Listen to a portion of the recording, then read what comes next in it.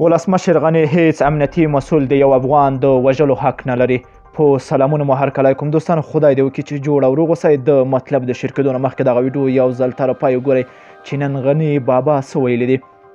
افغان ولسمشر محمد اشرف غني د حکومت له امنیتي ادارو وغوښتل چې پولیس د جګړې له ډګره وباسي او خپل اصلي کار کې ښکیل شي چې هغه د قانون پلي کول دي.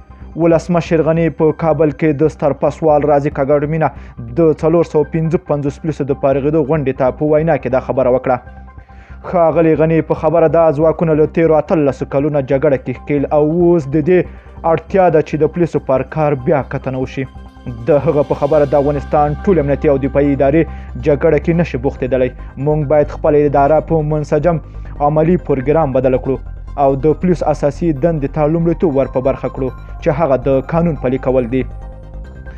د ولسمشر غني خبره باید د پولیسو په ټولو هغه دندو بیا غور وسي چې پر دوی تپل شوې ده. ولسمشر غني دې ناستې ته وینا کې دا هم وویل چې یوازې محکمه د یو چا د اعدامولو حکم کوي، پولیس دا حق هیڅ وخت نه لري. هغه د کومې امنیتي ادارې د نوم اخیستو پرته خپلو خبرو کې زیاته کړه. هیڅ امنیتي مسول د یو افغان وګړي د وژلو حق نه لري. قانون اجازه نه ده ورکړې. عالی سرقومندان هم دا حق نه لري. د ولسمشر په خبره قانون پولیس ته د وسلې کارولو حق ورکړی، خو باید اندازه یې معلومه وي. که یو کس په جلب نیولی شي ولې خاص عملیات وشي. ولسمشر غني پولیسو ته وینا کې دا هم ویل چې اول مغز او فکر پولیسو ته پکار دی، بیا آخري رجوع وسلې کارولو ته پکار دی.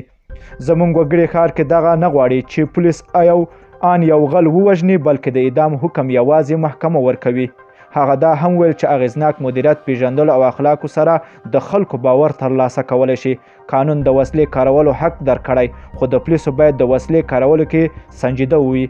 ولسمشر غني ویل د پولیسو اکاډمي بهتره شوې، خو پر کورنیو چارو وزیر یې غږ وکړ چې دې برخه کې پانګونه وکړي.